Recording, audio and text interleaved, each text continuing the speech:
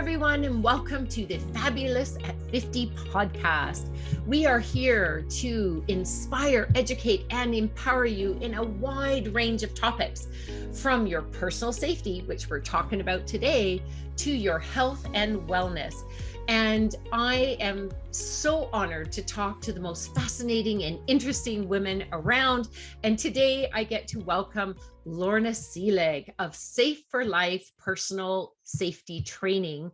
And she is here today to talk about how and why she got into this business, but more importantly, to give you some actual valuable tips on how you can view your own personal safety and build the self-confidence needed to not be a victim. So welcome, Lorna. Hi, Joanne. Thanks for having me. Well, I'm so excited to have this conversation with you. You've been involved with the Fabulous at 50 community for a number of years. You and your whole team has presented on our stage when we've done our big trade shows. And just earlier in the month, you came on and did a wonderful, like a master class with us, training us in the 4 keys to safety. And so for those who are listening, if you're not yet a Fab Club member, it's very simple. You go to www.fabulousat50.com and you sign up to be a member. And then since you missed this conversation, you just go into your membership site, into past recordings, and you will get the wonderful Lorna Selig here training you for, we have a whole hour of discussion and training. And I think I was quite blown away, Lorna, by the stats. Just in that group alone, 50% of the women at least had run into a situation that could have been dangerous, that had had somebody following them or coming up and saying rude and lewd things. And even if it's not going to get to the point of physical endangerment, it was creepy and it's horrible. So I want to bring you on board to learn way more about what's going on with you and your business these days. Well, thank you, Joanne. And I do appreciate your words about our session last week, or earlier in the month, I guess it was, where I did share those 4 keys to safety. You're absolutely right when you talk about those stats. And Joanne, honestly, depending on where you get your stats, as you well know, they change, they shift and adjust. The real statistics are between 80 to 90% of females before the age of 18 to 21 will have some kind of unwanted sexual or physical encounter that causes them, for anyone not watching, I just had a full body visceral response to that. I had heard 80% before, but I had not heard that it was before the age of 21. Yeah. Which happens. And when I said 50% of the gals that were on the call, I'm talking 50% had it within the last year. Right. That and holy smokes. It's huge. The statistics are massive. And the statistics for children, Joanne, are equally as frightening. They say probably, again, many of these stats are in and around the actual disclosure rate, right? And unfortunately, many children don't disclose, are reluctant to disclose. If they do disclose, it's not reported by their families, by their parents. But they say probably in excess of about 50 to 60% of children under the age of 10, that's boys and girls, will have had some kind of risky or unwanted physical or sexual encounter.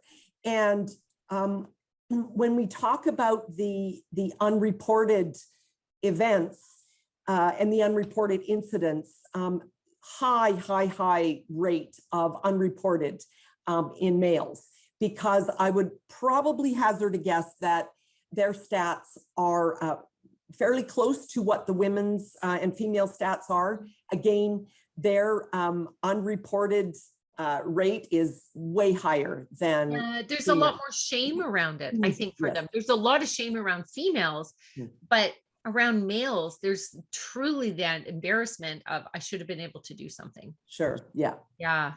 Or does that mean I'm gay? That's a big one. Okay.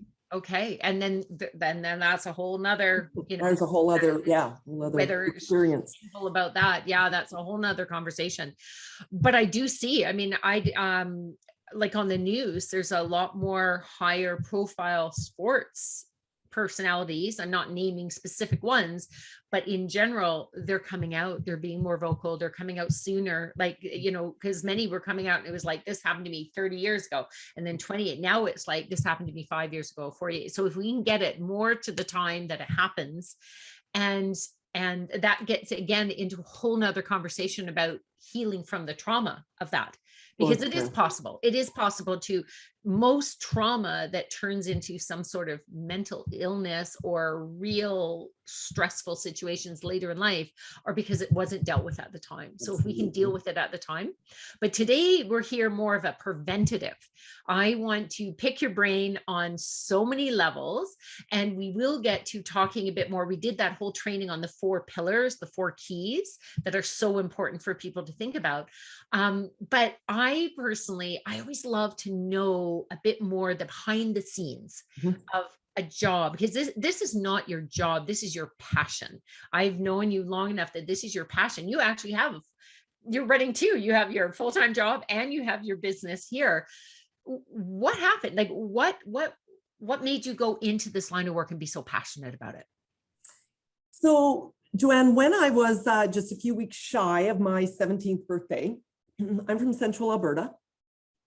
I was with a gang of kids, like many almost 17-year-olds and younger. I was out at an outdoor gathering, party, drinking, carrying on, acting like, I had it all wrapped up. And I was actually assaulted. I was picked up. I had moved myself away from, the rest of the people at the party. I was picked up from behind and actually thrown into the back of a car. Oh my God, that's horrifying. Yes, and when that incident, Joanne, really changed me. And it changed me for a bunch of reasons, not because completely because of the planned kind of sexual nature of that particular assault.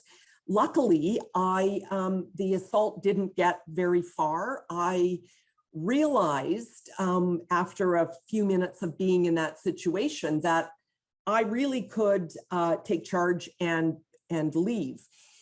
The learning for me, though, was what happened afterwards, because I was able to get away.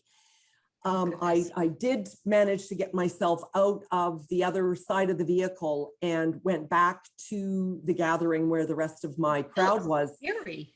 Very scary. And Joanne, so at just shy of 17, I am terrified of what will my parents think.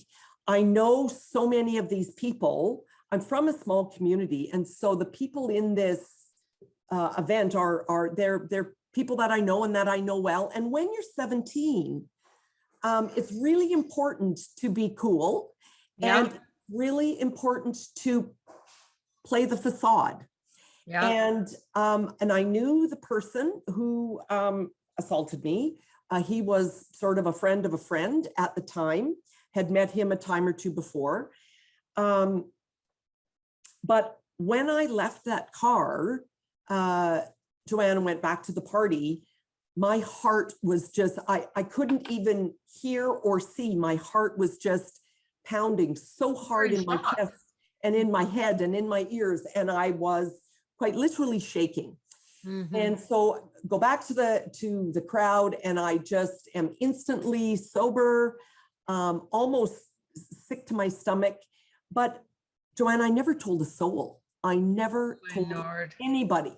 Never told anybody what happened. And so fast forward, and for the most part, I kind of just stuffed it away. Like, you know what? Oops, I shouldn't have been there. I shouldn't have done that. My bad. So fast forward about, 7 or 8 or 9 years. And I was actually living in Calgary at the time. And I was involved in another similar event where I had used a valet parking service and then went back sometime later to pick my vehicle up. And I was kind of shoved up against a vehicle again. Jeez. And by this time I'm about 25, 26, whatever I was. And I was already working in Calgary, and I kind of started my career in family and community social services. And so when that second incident happened, Joanne, I kind of thought, you know what, God forbid, is there a pattern here? Why has this happened again?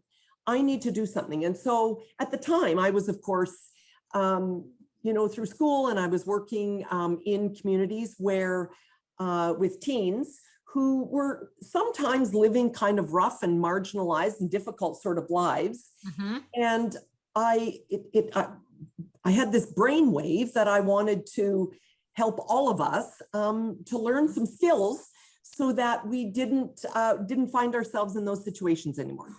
So I had several different, we went to classes, and those were in the days where, there was barely any internet. And so, much of it was research in the library. And, so that became kind of part of one of the activities that I did with some of these young people. So this went on a few years, but when my youngest son was 5, and so that's about 18 years ago, 17, 18 years ago, there was a self-defense little class that went on for children in his school. And of course, always having been excited about that and wanting to learn more, I was a sponge for that kind of information. Went and sat in on this little class that they were teaching these kindergarten kids. And when I left that class, Joanne, it's almost like, do you know in the movies where bing, the lights go on and it's sort of like your head explodes? Yeah, boom. It's like I kind of had that experience. I found my calling. Right. And I phoned up the woman that owned the company at the time. She was a former City of Calgary police officer. And I said, holy smokes, I got to come work for you. So that started me down. One of the things I loved about the program, Joanne, was that it had just such a nice structure, such a nice flow, and it presented the information in a very succinct, clear, and sequential kind of order, such that you sort of work up to the big event, which is being able to physically be in the safety and security of that class to fight off an attack. Yeah. And so that started me on about a 10-year journey of working and training and facilitating and just learning with her. And then I was going to say, one of the things that I remember you and I talking about that you also, I think, were drawn to, and I know we'll get into this even later, is the difference between teaching people to be afraid and being alert. Yeah. And that building self-confidence is different than walking around scared. Like it really is a slightly different angle. There's a difference between, oh, we're just going to teach you in case you're attacked, but more, what do you do to make yourself less likely to be in a situation like that in the first place? Yes. Right? And that's what we call the safety mindset. Safety mindset. So we'll keep going with that. Yeah. So then once you worked with her for about 10 years, wasn't it like you took over when she retired? I did. Well, she called me up one time and said, look, I'm wanting to divest myself of the actual curriculum training pieces. Do you want to buy them? So like any, kind of inspiring entrepreneur, I went, oh, okay, sure. So I just kind of went, yeah, that's a great idea. And truthfully, Joanne, for me, it was kind of like I took a plunge. I didn't really know, quite honestly, what I was getting into, but I did know that I knew the business. I knew the program, and I knew the passion that I had for the information. And then you could learn the business. Now I'm going to point out this was a special year for you. Well, it was just after my 50th birthday. Isn't that amazing? Like, I love it. I love talking to women like yourself who, like at 50, you're starting something totally new. You had never owned a business before, but you took your passion and said, I'm going to take it a step further. Yeah. And that's why you are quintessential. What we're here to inspire. You are very inspiring. We're here to educate. We're still going to get to some definite points on what people can do and empower, because they're going to be able to take those points and take it into their life. So keep telling me a little bit more about this. I love this journey.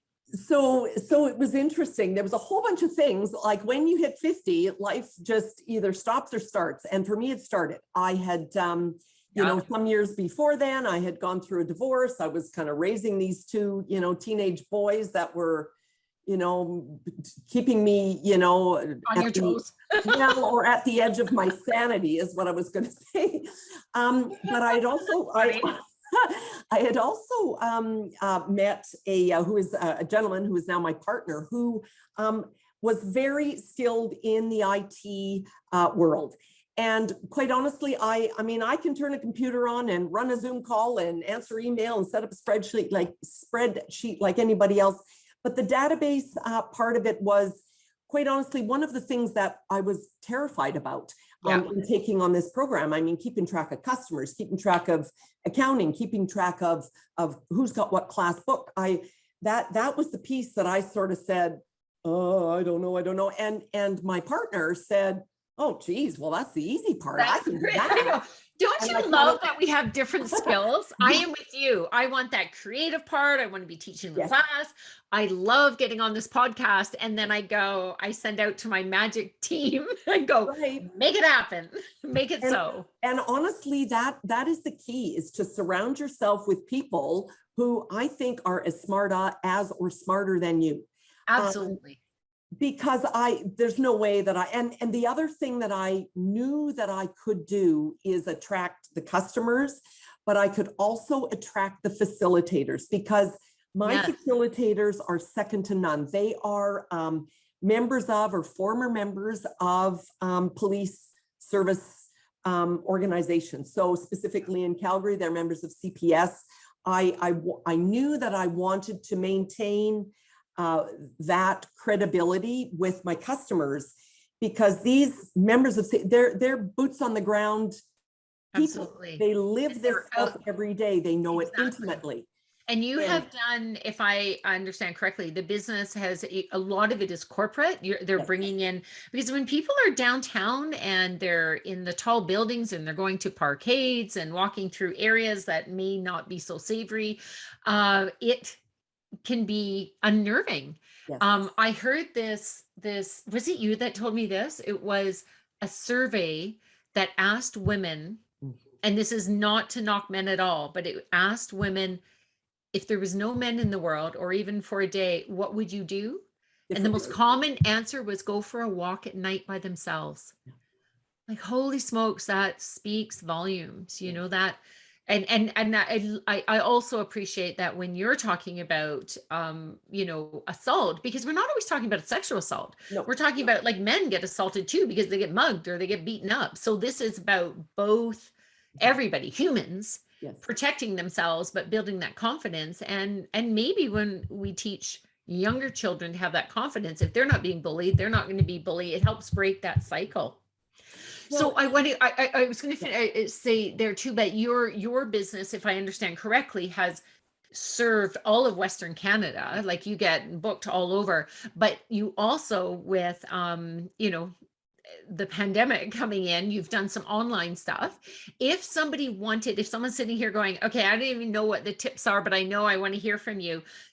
Tell us about your website. If someone went to the website, they'd be able to see what's coming up, whether it's a local or online event. Definitely. So www.safe4Life, so that's number 4, life.ca.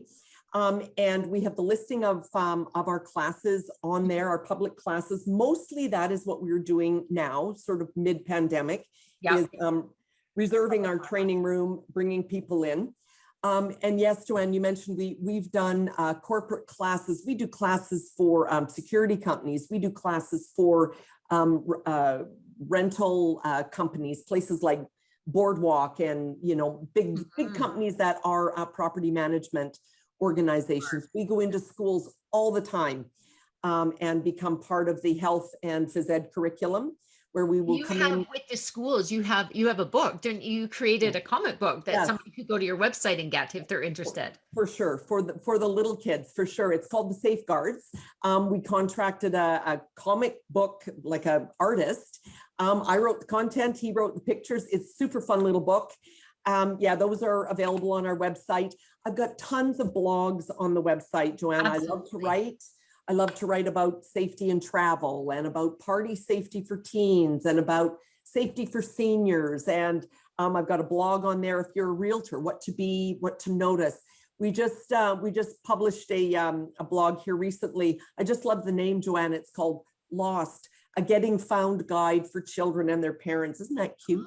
Oh, I love that. Yeah. So Well, I know that sending out you've been so generous with your material. We have some of the blogs on the Fab at 50 website, which is great, but the intention really is to get some of the attention and send them on over to yours, because you are such a wealth of information. Thank you.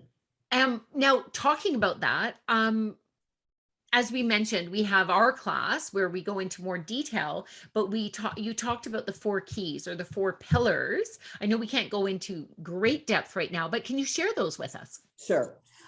So first of all, the first key or the first pillar is about being aware. And again, that's noticing, how am I showing up in the world? How do other people look to me? It's about being alert. And this is the key piece here, Joanne, where you had mentioned about the difference between being, freaked out and fearful versus aware and alert.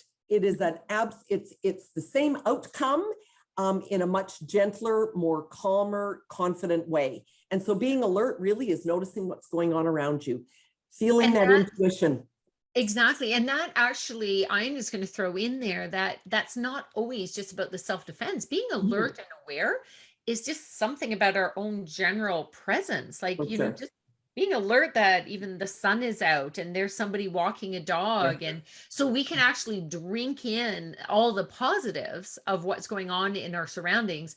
And it's kind of like, one of these things just doesn't belong here. Absolutely. We will be more aware when something comes into our environment that we're like, oh, that's not feeling right. Well, and it's about tuning in. And so even things like you're running into, I don't know, Walmart because your kid needs a last minute, I don't know, scribbler for school. It's 9:30 at night. How many times do we rush into that parking lot, park our car, slam it into park, run into the store, and you come out and you go, darn it, where did I park? Yeah. Right. Not even paying attention to what you're doing. And so those awareness pieces are key. They're just so huge. And when you think about a perpetrator or an offender, what are they looking for?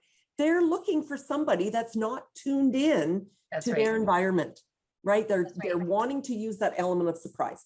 So awareness is the first one. Boundaries is the second one. So again, our boundaries are about the arm's length from the outside of our body. Absolutely.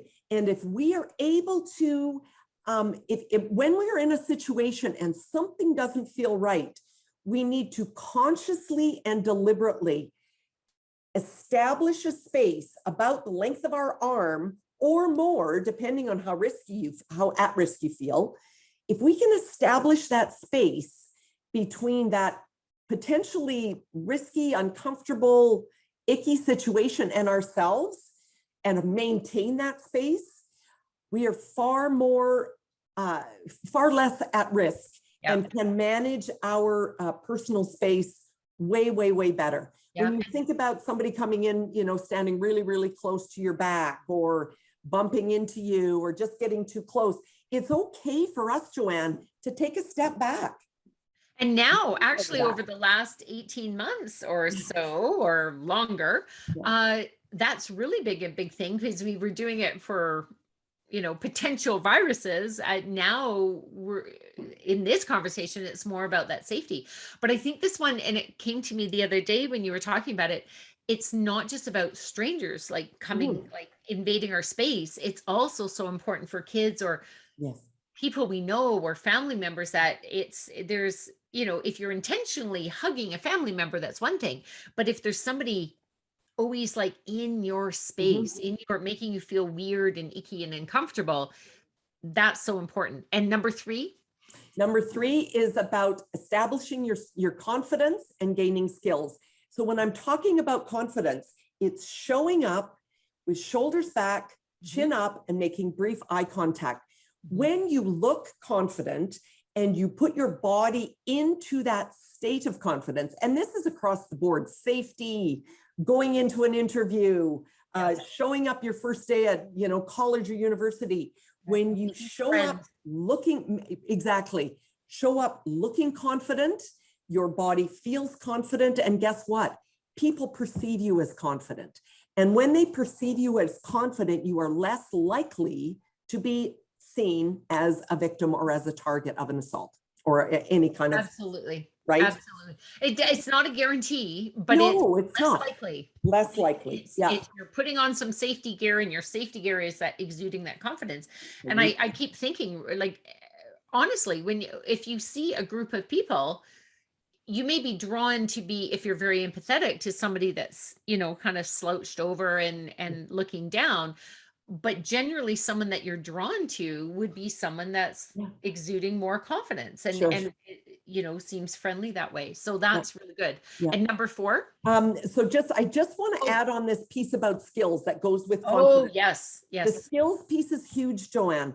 If you have never punched another human being, you need to figure out what that feels like, because it is only through having that experience and practicing those skills that you will be able to deliver that blow, deliver that strike, should you ever need to.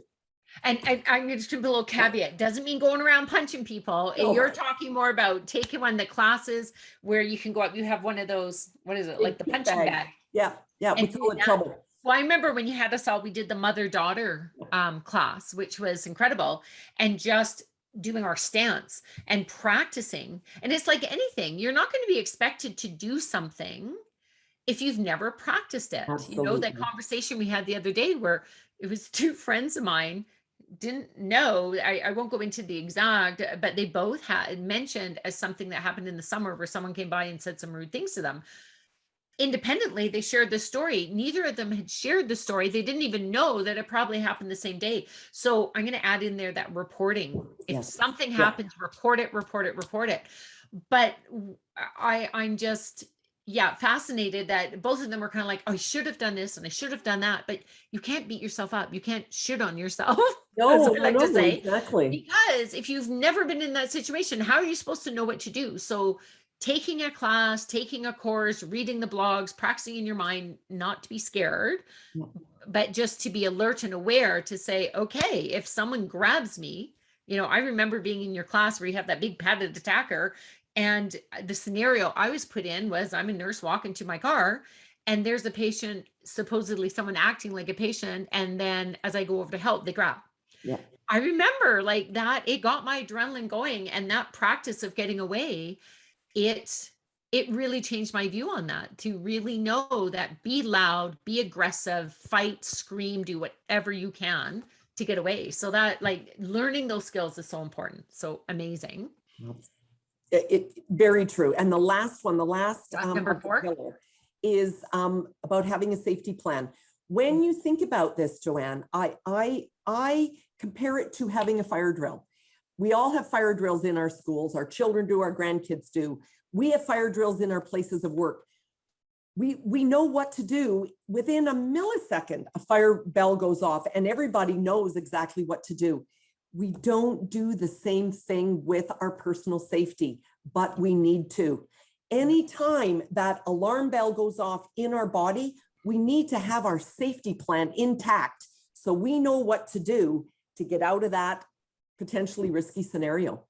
Yeah. Well, those are the you even talked about safety plans. You got me a little more aware again. Like, I think parkades for me and women are the kind of the creepiest things, unless they're open and light. Unless it's horrible weather, I choose to park outside. I just prefer that. Absolutely. But in a parkade, but for many years I lived in an apartment and had that. But some of the safety plan is just knowing, okay, if I'm going to, part of it is something as simple as get your keys out before you get to your car, so that you're not bent over wrestling and going through that purse where there's a bottomless pit. Have them out and ready. but if I could say, Joanne, your safety plan in and around a parkade Yes, happens before you even park your car. exactly. You make note of where you are, how Yes. many spaces in, which row you're in, who you might be parked beside every single time. And this is such a cliche, but it's so true. Park beside a light or Yes. some other structure that you can identify, right? And typically, park is close to, in lots of those parkades, they say, P4, 14 to 21, whatever that is, right? Park is close to that. So you can identify and recall when you come back out. How many times? I mean, I just shared that story about Walmart, right? We park our car, run in, go, oh crap, where did I park, right? Or you shared a story the other day that you were convinced you were on parking level 2 and it was 4. You know what I do now? Kind of embarrassing. Like way back when we had cameras, that was different. But now we have phones and smartphones and take our cameras and so forth. I actually take a picture of where I am. I take a picture of, because when I get out, I'm walking to the exit, but when you come out of the exit, the view is different. So I actually now, based on your training, is I walk a little ways from my car, turn around, take a view, and I'll snap a picture. Perfect. Come back out when it's in an area I'm not familiar with. It slows me down a little bit, but having that, knowing where you are so you're not wandering around, having your keys out when you're doing that, knowing like park if you can, like sometimes they're full closer to the door. But even when you get in those parkades, sometimes it's like, oh, is the elevator better? Is the stairwell better? I like that. I have noticed many of the buildings, the newer buildings in the area I am, is the stairwells for the parkades are glass. Yes. And they do that because you can't be doing something without being seen, or they even have security cameras on them. But I know we could go on for training on and on and on, which is phenomenal. You are such a wealth of information. I do encourage everyone to go and take a look at your website, safe digit number 4 life, safe4life.ca. So that's for Canada because you're based in Canada, but this applies to anywhere, no matter where you are in the world. It's pretty universal. And we are coming to the end of our time. But before we go, my favorite question, of course, is can you share sort of 3 pearls of wisdom? These can be practical. We just shared some practical tips. So maybe it's even your philosophy of life. Oh boy, I don't know if I just have 3, Joanna. I probably have 30, but exactly. I just really think if something is calling you, listen and respond to it. One of the pearls of wisdom that I think, and this is related to safety, if you see something, say something. That is always just such a good rule to go by. If something seems strange and bizarre, it's probably because it is, and you need to steer clear of it and you need to report it. Absolutely. And I think probably what would be my third? You know what? Talk about it. Talk about, and especially with your kids and grandkids, and again, back to the safety piece, have conversations about safety. Have conversations about, I had this happen to me today and it made me feel really uncomfortable. It's when we start making safety a regular topic of discussion at dinner time or while we're brushing our teeth or at bedtime or whatever, that we start to feel more comfortable with opening up and talking about the stuff that works real well, but also we can start to open up and talk about the things that make us uncomfortable and feel at risk. I like that one. It demystifies it. It makes it open. What came to mind as you were saying there is, I know with my children when they were younger, we used to do roses and thorns, like what was good in your day and what was kind of the prickle, right?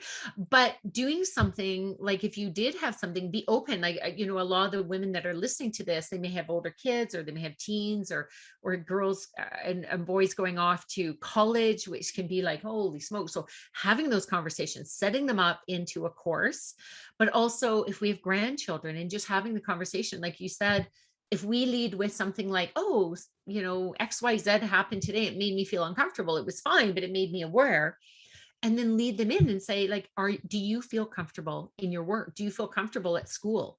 Is there anything? Because lots of times people feel weirded out to bring the conversation up, but if we give them a safe space and ask them like right out, I think that's important. And if you're listening and you run a place of employment, it is really worth your while, and you can teach your employees that you care about them by bringing in people like Lorna, whether you do the full-blown padded attacker, hands-on, or what you have done for us is just the confidence building, the tactics, right? So I think it's a conversation for everybody. If you're an employee, ask your employer, maybe can we get some training, or let them know I'm not safe, I don't feel safe. And because honestly, those stats that you said at the beginning were crazy.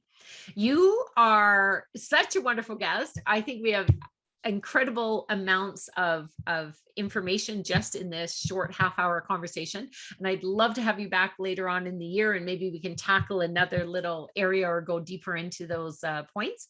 And a reminder, if you're not yet a Fab Club member, then go to our website and join in, and you'll be able to speak with incredible women just like Lorna in our weekly meetings. So Lorna, thank you so much, and I wish you a wonderful day. Thank you so much, Joanne. You're a gem and a delight, and I value you as a friend and as a fellow entrepreneur. And so, cheers to you. Cheers, everyone. Take care. Bye-bye. Thanks for joining us today. You've been listening to the Fabulous at 50 podcast with your host, Joanne Neweduk. Join us again for more inspirational interviews on topics that matter to you. If you like what you've heard on today's episode, check out the liner notes, or to learn more about this vibrant community that celebrates women over 50, please visit fabulousat50.com. That's www.fabulousat50.com.